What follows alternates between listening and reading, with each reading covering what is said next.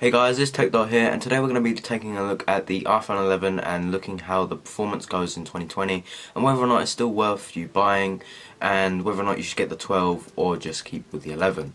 Now, if you already have this phone, I definitely don't think that it's worth the upgrade, but if you are in the market for a new phone, I definitely think you should both consider the iPhone 12 and the 11, as the iPhone 12 is only $100 more US, and there's a lot more benefits that come with that, including the OLED display, the faster chipset, etc. But today we're going to be focusing on the iPhone 11 specifically and explaining why you should get it in 2020.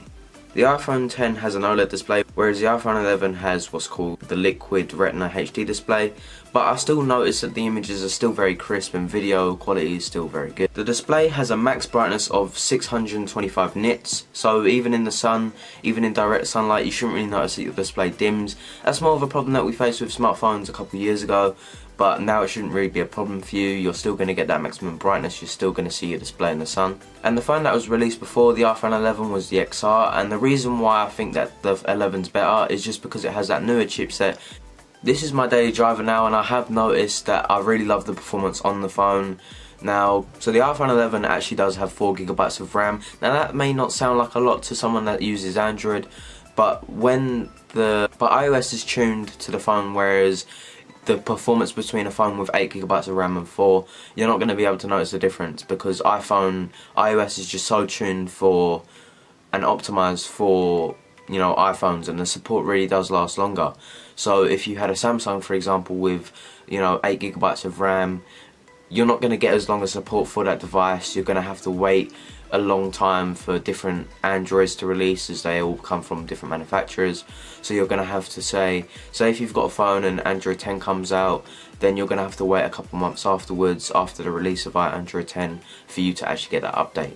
Now, the reason why I like Apple is because, you know, when a phone gets an update, all of the phones get the update at the same time, and they're all supported for most of the updates.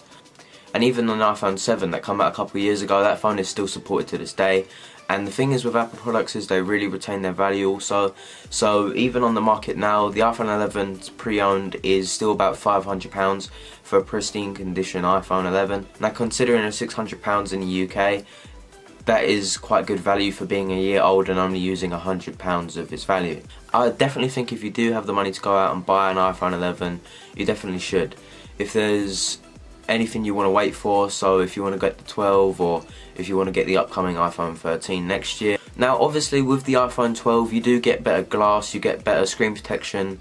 It's something to do with the glass molecules and stuff like that, but it's more shatter resistant. However, you will get more scratches on the display. That could easily be fixed with a screen protector, so then you wouldn't really have to worry about it. I hope I've helped you out on whether or not you want to purchase an iPhone 11. But with that being said, if you like the video, please like the video, and if you've got any comments or suggestions, please leave them down in the comments down below. Also, check out any of my other videos if you're interested in tech, and make sure to subscribe. And with that being said, it's been TechDot, and I'm out. Peace.